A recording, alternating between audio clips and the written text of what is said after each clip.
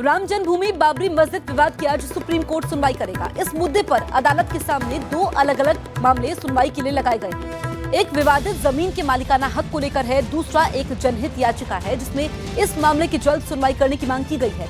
आज supreme court ये बताएगा कि इस मामले की किस बेंच में सुनवाई होगी और सुनवाई कब से शुरू होगी। सुप्रीम कोर्ट ये भी तय करेगा कि इस मामले की कौन कौन न्यायाधीश सुनवाई करेंगे और उस बेंच की अध्यक्षता कौन करेगा। ये सुनवाई ऐसे समय में होने जा रही है जब लोकसभा चुनाव में कुछ ही महीने बचे हैं और राजनीतिक गलियारों के साथ साथ तमाम संगठन भी सरकार पर अध्यादेश लाने के लिए दबाव बना रहे हैं।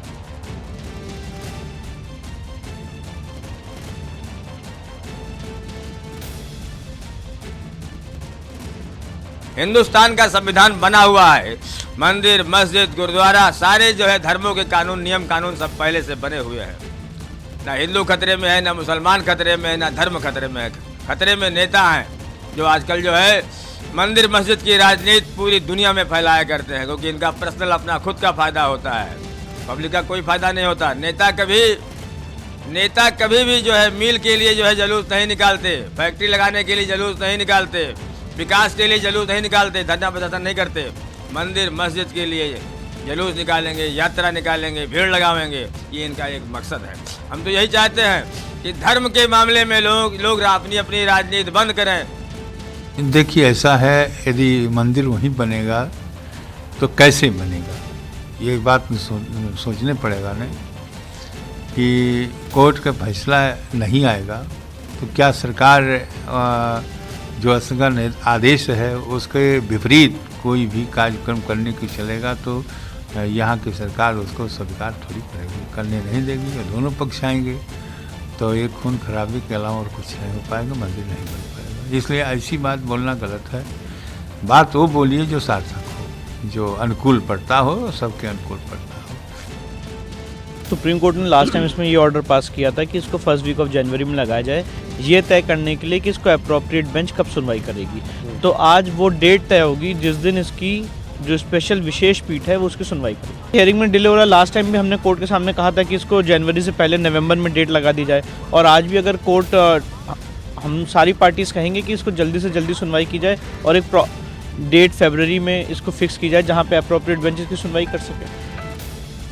प्रधानमंत्री जी के द्वारा ये कहा गया है कि ऑर्डिनेंस तब तक नहीं होगा जब तक कि ड्यू प्रोसेस ऑफ लॉ पूरा नहीं हो जाता है। सुप्रीम कोर्ट में सुनवाई क्योंकि चल रही है, जो सुप्रीम कोर्ट के ऊपर विश्वास है उन सबको ये स्पष्ट रखना चाहिए कि सुप्रीम कोर्ट सही फैसला देगा, जो फैसला देंगे उसके हिसाब से हम करेंगे।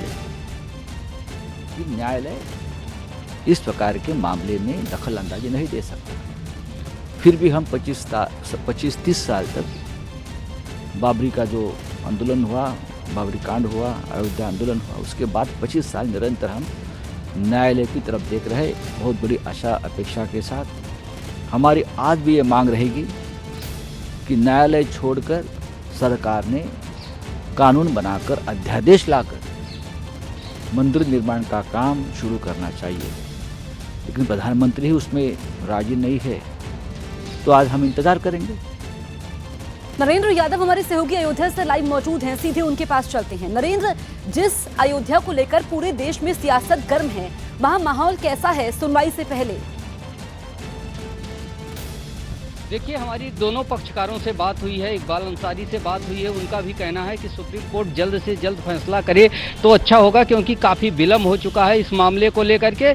तो अयोध्या के लोगों का ओवरऑल मानना यही है कि फैसला हो, क्योंकि लंबे समय से विवाद चल रहा था जिसको लेकर अयोध्या में कर्फ्यू जैसे हालात बने रहते हैं। जब भी कोई मामला उठता है तो अयोध्या सील कर दी जाती है, लोगों को दुश्वारियों का सामना करना पड़ता है। अयोध्या मामले का हल निकले। आज जब सुप्रीम कोर्ट में सुनवाई होनी है, आज फैसला होना है कि किस तरीके से नई विशेष पीठ का गठन किया जाएगा और उसके बाद सुनवाई पर फैसला किया जाएगा। तो अयोध्या के लोगों की भी निगाहें सुप्रीम कोर्ट के फैसले पर टिकी हुई हैं, उसकी सुनवाई पर टिकी हुई हैं कि क्या सुनवाई होती है, आगे क्या निर्णय आता है। फिलहाल हमारी जो यहाँ के लोगों से, पक्षकारों से बात हुई है, उनका यही कहना है कि काफ़ी देर हो चुका है, अब इंतजार करना बेहद ही मुश्किल हो रहा है। तो ऐसे में सुप्रीम कोर्ट कोई फैसला करे और सुनवाई हो और जल्द से जल्द फैसला आ जाए, जिससे उनकी दुश्वारियां दूर हो और राम मंदिर बनाने का, भव्य राम मंदिर बनने का रास्ता प्रशस्त हो, ऐसी अयोध्या के लोगों का मानना है। और इसी की उम्मीद में आज सुप्रीम कोर्ट पे यहाँ के साधु संत और यहाँ के तमाम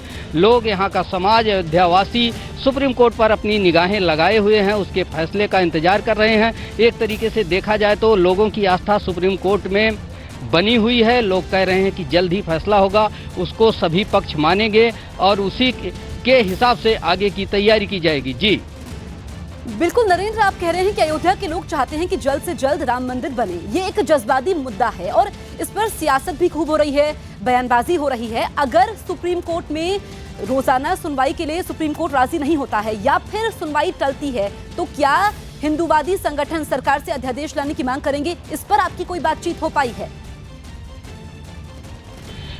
जी बिल्कुल, जिस तरीके से हिंदूवादी संगठन और साधु संत समाज ने सरकार पे दबाव डाला था और बीजेपी के नेताओं को भी आड़े हाथों लेता रहा है संत समाज, और इनका कहना है कि बीजेपी की सरकार केंद्र में अयोध्या मुद्दे को लेकर बनी है और संत समाज बीजेपी के साथ भव्य राम मंदिर के निर्माण को लेकर उनके साथ था और अब उनका वादा पूरा होता नहीं दिख रहा है। इसलिए दबाव बनाया जा रहा है कि अध्यादेश लाएं और संसद में फैसला हो, संसद कोई नियम बनाए जिसके तहत भव्य राम मंदिर का निर्माण हो। तो दोनों बातों पर ध्यान दिया जा रहा है। सुप्रीम कोर्ट के फैसले पर भी निगाहें हैं, तो उधर संत समाज सरकार पर भी दबाव लगातार बनाए हुए है कि अध्यादेश लाकर, कानून बनाकर राम मंदिर निर्माण के मार्ग को प्रशस्त किया जाए और भव्य राम मंदिर बनाया जाए। तो दोनों ही तरीके से यहाँ पे प्रतिक्रियाएं देखने को मिल रही हैं।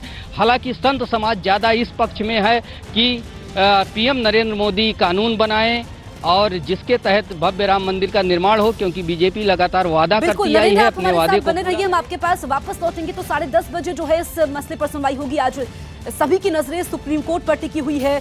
सीजेआई रंजन गोगोई की बेंच सुनवाई करेगी। आज उम्मीद है कि सुप्रीम कोर्ट में अयोध्या मामले की तारीख, इसके अलावा शेड्यूल तय हो जाएगा, किस बेंच को ये मसला सौंपा जाएगा ये तय हो जाएगा।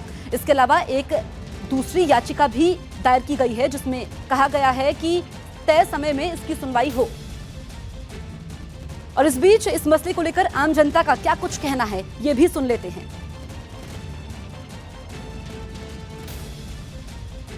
ये राम मुद्दा जो बनाए हैं ये केवल इलेक्शन के हिसाब से बनाए हैं, अपना वोट बैंक के हिसाब से। बाद बाकी उनकी मानसिकता ये नहीं है कि हम ऐसा कर दें। अगर ऐसा करने को होता तो शायद वो जाने कब कर चुके होते।